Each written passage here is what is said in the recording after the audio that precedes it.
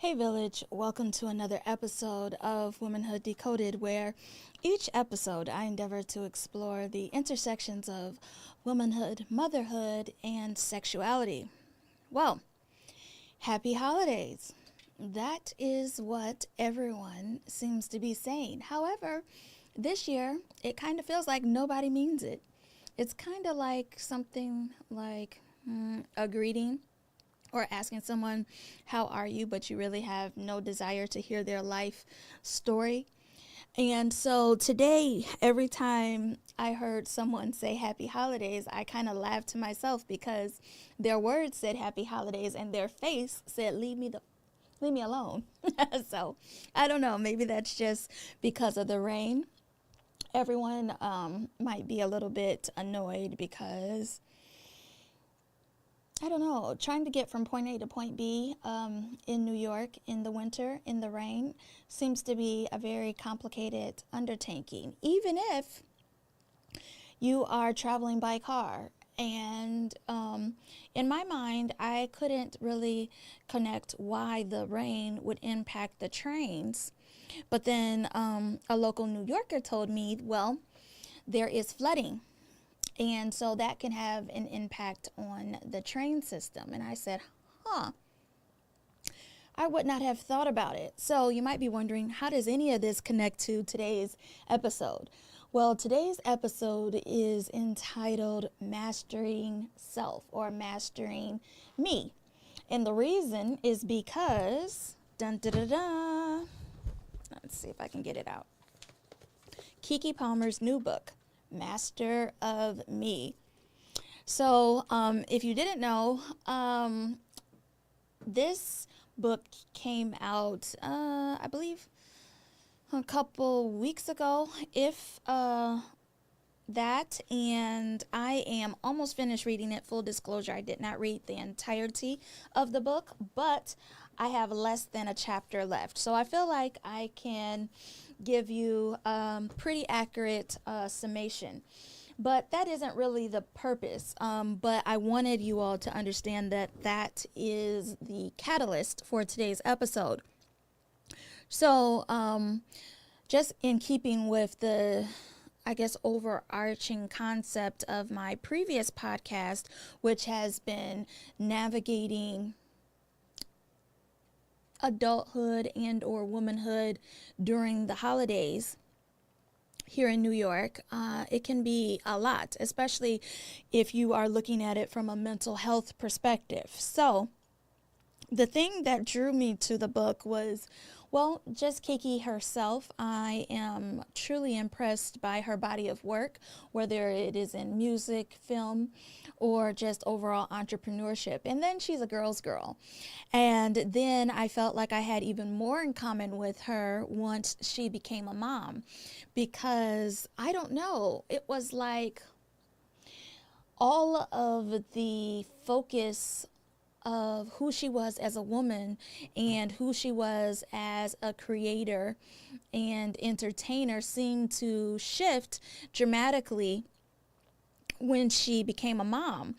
And if you happen to live under a rock, then you might have missed what happened this summer regarding her child's father, her son's father. And so let me walk you through what happened in case, like I said, you happen to be living under a rock this particular summer. So Keke decided to, like most of the Black women that I know, try to or got tickets to go see Usher. And because he had a residency in Vegas, and that was the thing to do this summer if you happen to be a Black woman. Well, Keke, just like all the rest of us, decided to go to the concert. And well, there was a particular part of the concert where Keke decided to get very interactive, or so the audience felt, with Usher. And she did a little dance and a little part of the song, and then her baby daddy felt like he needed to get on the internet to express his displeasure with the fact that Keke was outside and she's a mother now. And not only was he upset that she was outside, he seemingly had a lot to say about what she chose to wear. And so I'm not going to get into the nuances of what he exactly said, but suffice to say, um, his thought process to me came across as very archaic. And he essentially said, well, uh, it is not your place to be dressed the way that you are, and you're a new mom. So essentially, I guess he felt, should be at home, which is crazy. And it's something that I feel like myself and other moms struggle with as it pertains to mom guilt and balance. And I feel like one of the things that people don't seem to understand when they are looking from the outside in is that when you are a single mom or an unmarried mom, particularly as a Black woman, I don't know, it comes with all of this added judgment. And once you are able to overcome whatever roadblock you have in your own mind, and you actually are able to get childcare, and you actually don't cancel, because in the midst of getting out of the door, it's always going to be something that seems to happen, whether your kid suddenly starts coughing, or suddenly your kid is allergic to something that they've eaten their entire lives. It's like the moment that we try to get out of the door, it seems like the universe tries to work against us as moms, as we are trying to, insinuate ourselves back into our womanhood outside of just being a mom. Because when you become a mom, I feel like there's really no way to not lose yourself, because whether you are a first time mom, or whether you are, an OG to the mom journey, everything that you eat, sleep, and breathe, when you first have a child, or push out a child, or however way the child gets here. In my case, I had an emergency C-section. But the point is that I decided to breastfeed. And so I had all of this stress on me as far as, navigating breastfeeding, because, when you see it in the movies and read it in the books and everything, it just seems like it's this easy thing that you do. But when you have a child that is newly born, they are ravenous, to say the least, because they're used to getting their food on demand through their umbilical cord. And now they have to depend and wait on an external person, or an external source, to provide nutrients. And so, being that the baby doesn't have language as of yet, there's a lot of crying. And so that can be jarring in and of itself. And then when I transitioned into motherhood, it was during the pandemic. So not only was I dealing with all of the hormonal changes that came along with new motherhood, I was also breastfeeding, and I was also quarantined, which is something that I would not at all recommend, because being isolated and breastfeeding isn't a great formula for success. However, I'm happy to say that I pushed through all of my emotional upheaval and was able to successfully I was able to breastfeed my daughter for 18 months without using formula or any additional nutrients. And so I'm happy to say that. But how this pertains and relates to mastering myself, and also to the book, is that once I was able to wean my daughter through the breastfeeding process, I felt like, okay, well, maybe I can start to go outside, to start to do things again.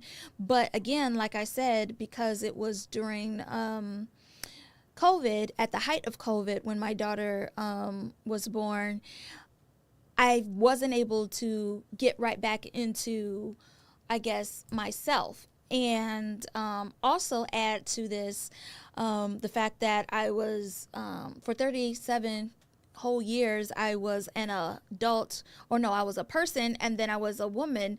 And me being a mother is just something that I've been doing for almost 5 years now, given that my daughter will be 5 in January. But there is this concept that since I am a mom, that everything I do needs to somehow pertain to motherhood.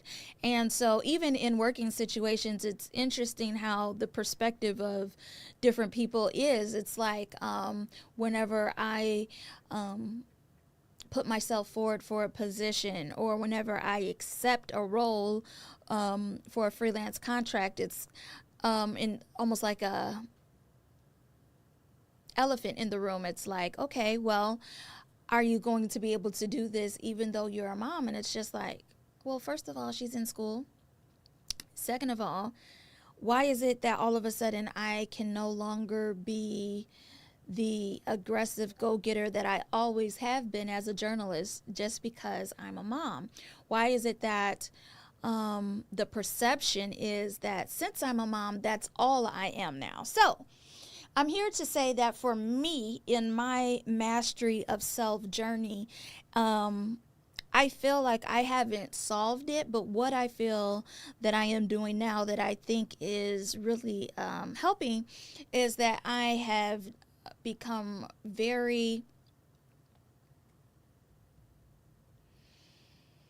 intentional about making sure that I take time to do adult activities, and that I take time to replenish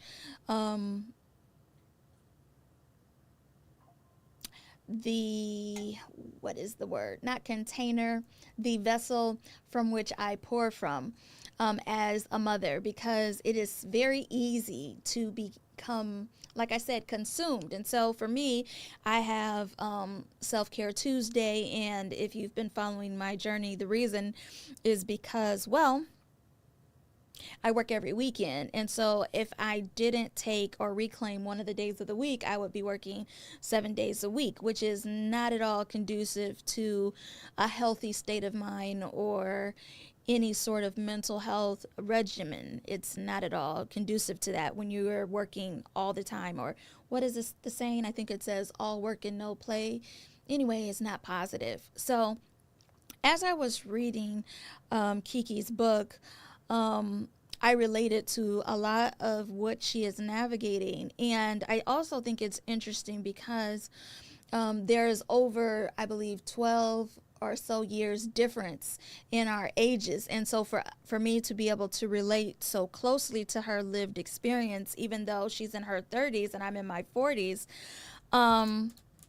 I think there is a lot of parallel because of the nature of our career. So obviously she's an entertainer and a mother and a writer, and the list can go on and on. She's a vocalist, and the list continues. But being that both of us do things in front of cameras, there seemed to be a lot of commonality just from that perspective, but also from the perspective of most of the people are my contemporaries that I either went to college with or that I've worked with over the years. Their children are much older than my child. My child is at the milestone of putting on shoes on the correct foot.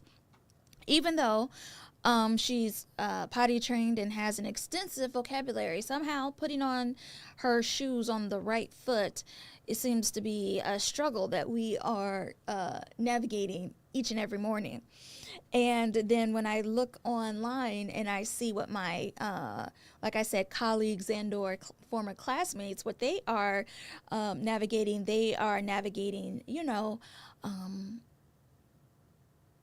middle school and or high school situations. So it's just interesting how in your 40s you can either be at a place where you're able to fully not rest, but kind of just enjoy where you are as a person,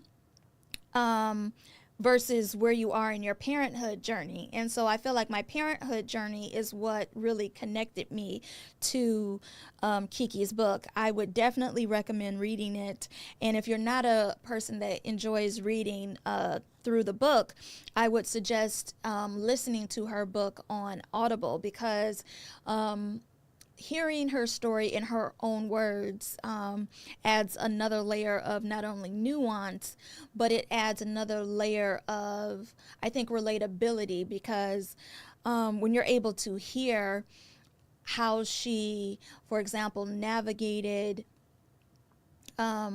being molested, and how she navigated being the breadwinner of her family, and how she navigated the fact that her parents sacrificed in order for her to attain the various different opportunities that she has over the years. She explained how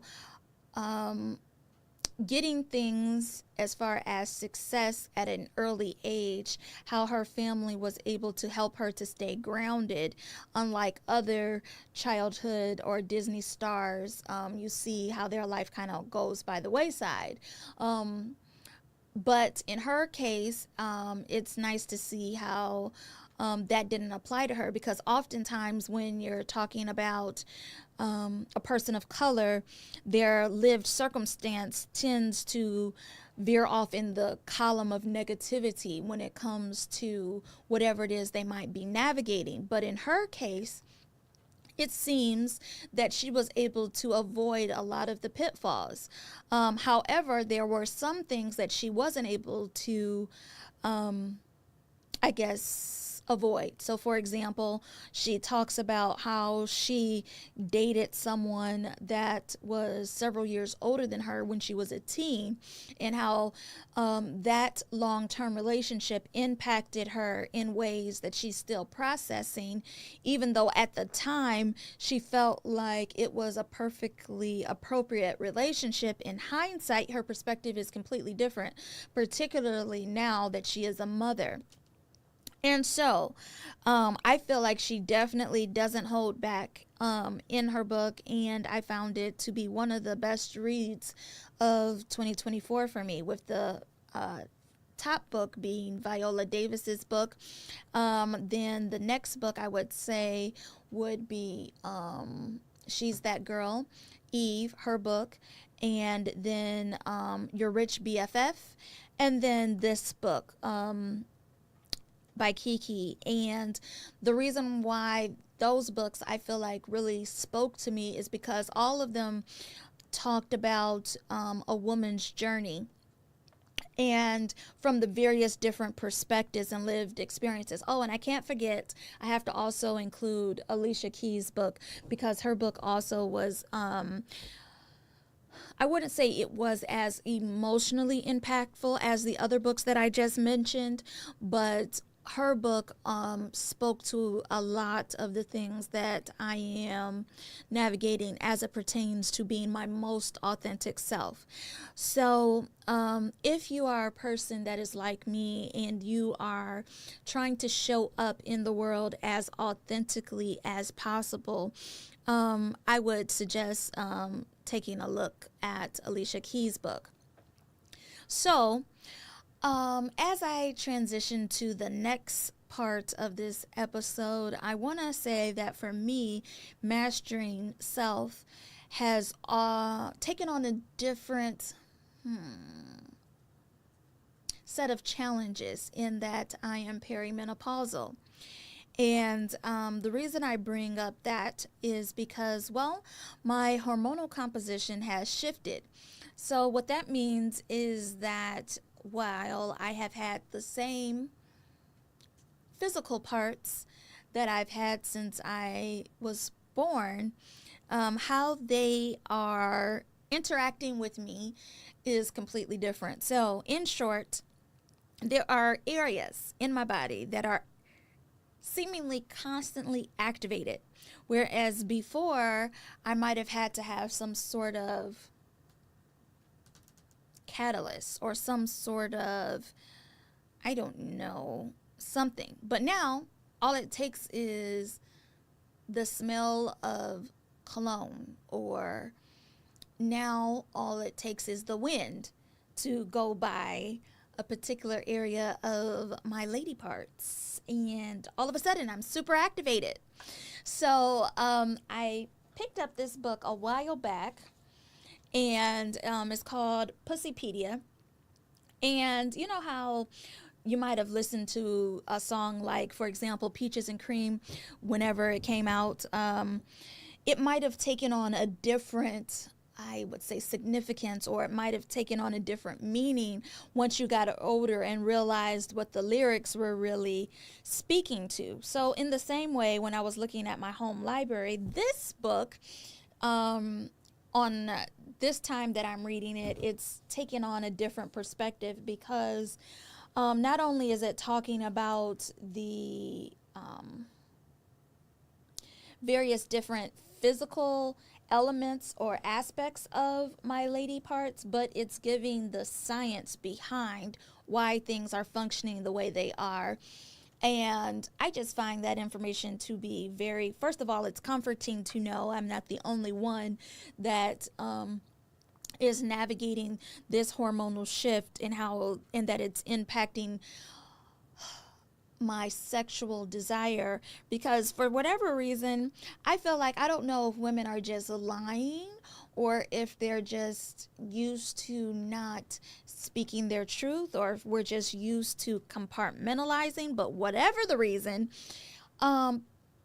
there's not a lot of talk about what is going on with us outside of, for example, when I got into the research of perimenopause, I happened upon Halle Berry, which was not someone that I was expecting when I was initially began my research into menopause and perimenopause. But come to find out, Halle Berry is an activist in the space, particularly of menopause. And what she is advocating for is for us as women to embrace all aspects of our journey instead of feeling like or succumbing to the pressures of society that says we need to forever be 30 or forever be young.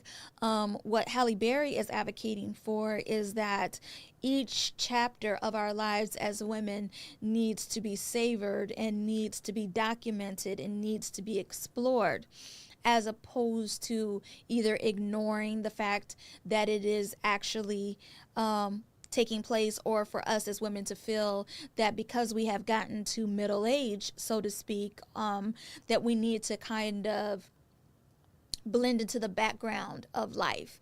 And what I love about everything that I'm seeing from Halle Berry as she is advocating for research as it pertains to medical innovations, or whether she is advocating for understanding how hormones impact us, whether it is our moods or just our overall quality of life. For me, I am inspired and I'm motivated, and I don't know, it just feels good to be in the same boat as someone, for example, like Halle Berry, because I don't know, she has always been someone that I have looked up to and respected. And so for her to be speaking on a topic that I am currently navigating, I find it to be just inspirational. So if you didn't know, go to Google and type in Halle Berry and then type in menopause, and you will get to see all of the work that she is doing in the space. So yes, that is super important, I think, for me to bring up. And I feel also, as we are coming to the midpoint of December and the end of quarter four of 2024 and the end of the year in general, this is the time where I think most of us start either thinking about our goals for quarter one, or we start thinking about New Year's resolutions. A while ago, I feel like I stopped focusing on resolutions and I started focusing more on meaningful lifestyle changes. So whether it is my mental health regimen as far as seeing my therapist, or whether it's my self-care Tuesday, or whether it is exploring various different pathways to pleasure.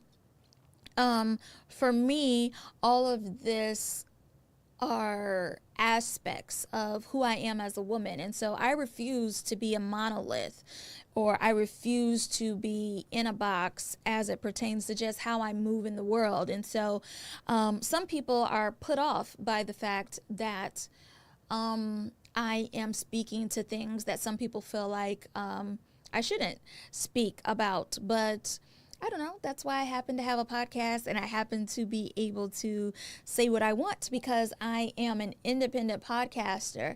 So while at times I am annoyed at, the workload as it pertains to executive producing my podcast, I have two, if you're a new listener or a new watcher. The second one are my new podcast being Red Lipstick Conversations, where I am speaking to female body change agents and or CEOs in the tri-state area. Or this podcast, it takes a lot of work and preparation on the back end that you might not be aware of, or maybe you are aware of it, but it's work. And today I was actually supposed to have a guest, but how life is, things come up. And so the show must go on. So hopefully some of the things that I have shared today have, I don't know, been things that you might be able to relate to. And if not, then maybe somebody that you can share my podcast with. And I just want to say before I end this show, because this is going to be a mini episode, because, well, if you didn't notice, my hair is a little bit on the poofy side today, because even though I had an umbrella and I was prepared for the weather, the rain was coming down at an angle. And so even with my very heavy duty umbrella, I still got drenched. And so I say all of this to say that the rain slowed down my progress as it pertains to getting to the studio. And so therefore, my time is running down faster than I would have liked. And there's another show that is scheduled to come on very soon. So I say all that to say that whatever it is that you're thinking about, whether it is to start a podcast, whether it is to launch a brand, a t-shirt brand, whether it's to make cupcakes, or whatever your talent is, or whatever it is that you're thinking about, I want you to go ahead and just literally do it, just like Nike says. And or on the internet, there was a meme that said, just do it scared, because no matter what it is that you're interested in doing, there's always going to be room for growth and or room to evolve or room to innovate. I mean, even Apple is a brand that is highly respected. However, as you know, they innovate all the time, so much so that sometimes people don't even feel the need to get the new device because the older device continues to have functionality. So similarly, whenever you start your brand, your company, your podcast, or whatever it is, understand that you are going to be in a constant state of innovation. So the idea that you should wait for a perfect time or wait for everything to be perfect, just understand there's never going to be a perfect time, because life is always going to life, as the kids say. There's always going to be a challenge, a setback, or a reason not to do whatever you feel like is your actual purpose and calling. So if you don't take anything at all away from this podcast, I would like for you to take away the concept that now is the time to start. And there is literally room at the table for all of us to succeed. And additionally, I would like to extend the invitation for anyone that happens to have a podcast already and you are in the tri-state area and you don't have the lights, camera, and action that I have here. If you would like to share this platform, I am offering that as something that I would like to extend, because not everybody can afford to or has the means whether it is through your network or otherwise, to be able to be in a studio. So again, I feel that, there's room for all of us at the table. And if you would like to join me at my table, and you would like to have, instead of my logo in the back, if you would like to have your logo in the back, to help build your brand, I would love to be a part of your podcasting journey. If there's any way that I can help to elevate your show, I would love to partner with you in doing that. So, thank you so much for being a part of my online community, A Village for Us. And thank you for just being on this journey with me. Thank you for supporting me. And there is so much in store, not just for upcoming episodes, but as it pertains to my online store that is connected to the podcast. Also, content that I am feverishly editing to put on the Patreon app so that I can further connect with you all, because I want you all to know what's going on behind the scenes. Even though when I come in studio, I like to present myself as, being prepared, and I like to present myself as always being professional while I'm here sitting in this chair. I want you all to understand that there's a lot that goes on behind the scenes. And I want you all to, be a part of what it is that I'm navigating. I want you to understand the challenges, and so that you can have a different or better appreciation for those of us that choose to take on the life of a creator.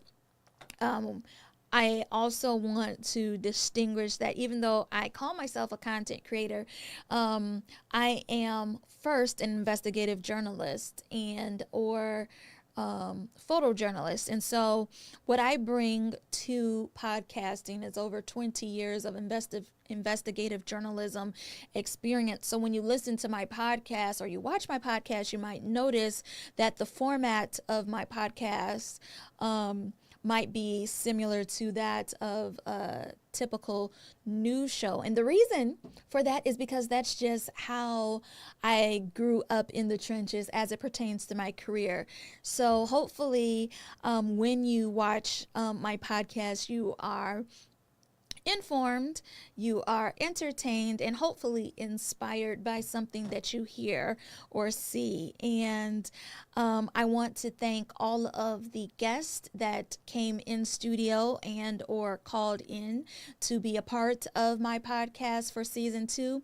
It has been a journey and a joy to just be in studio and to just see the growth of my show and to see the growth of my online community. It has meant the world to me, especially those of you who have been on my journey since I first got on the anchor desk. So thank you so much for, again, being a part of my journey. Thank you, thank you, thank you. Thank you from the bottom of my heart. And even if you don't feel like the season that we are in, as far as even if you don't feel the jolly part of the holiday season, I implore you to find some reason to smile, whether it is to take a walk or to dance to your favorite song or to go to your favorite restaurant. And even if you can't afford something, a whole meal, just have a drink at your favorite restaurant, whatever beverage it might be. I'm not saying that you need to have an alcoholic beverage, but I'm saying that just participate in something that's going to bring you some joy this holiday season, because listen, I understand it can be a rough time of year, and anyone that says that it's not, I feel like is probably not being the most honest and transparent. So understand that no matter where you are in life, I believe that all of us are managing and dealing with something.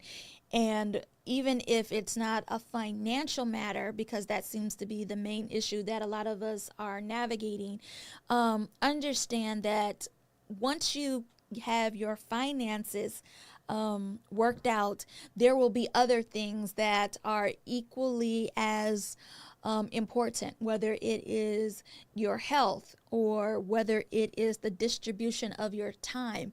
All of these elements, when you are dealing with it at the time, seem to be an all-encompassing thing. But once you overcome whatever thing it is that you are working on, life has a way of putting something else right in its place to, again, monopolize your time, because you might think, okay, well, once I'm able to pay all my bills, my life is going to be smooth sailing. Then all of a sudden you have a health scare, or someone unexpectedly, passes away in your family, or you have to navigate something in your work life situation that is something that you didn't foresee. My point is, there's always going to be something to navigate, and there's always going to be something that is going to require you to evolve and to innovate and to change. And so I just want to implore you to just keep going. Keep waking up, keep writing down whatever it is your plan is, and keep working towards your plan, because eventually you will have and build a strong foundation. And whatever it is that you're building, whether it is a brand, a podcast, or whatever, whenever you should decide to pivot onto the next thing, you will have a strong foundation, and you will understand and be able to apply all of those lessons that you learned initially to whatever your endeavor is, to your next endeavor. So again, thank you for your time, attention, and support. And hopefully I will see you all back in the studio this coming Friday for a new episode of Red Lipstick Conversations. Again, I am your host, Tasha Ray, and if you would do something for me for the holiday spirit, if you are in the mood to give, go ahead and give your girl rating on the Apple Podcast app and or on Spotify, because doing so helps me to grow the show, and it helps me to get sponsorships and to get just overall support. So if you could take time to write a couple sentences on either that platform or on YouTube, that would be great, because again, showing that I have an active online community will help me to propel the podcast forward into 2025. So happy holidays, and I will see you all hopefully this coming Friday. Until next time, bye-bye.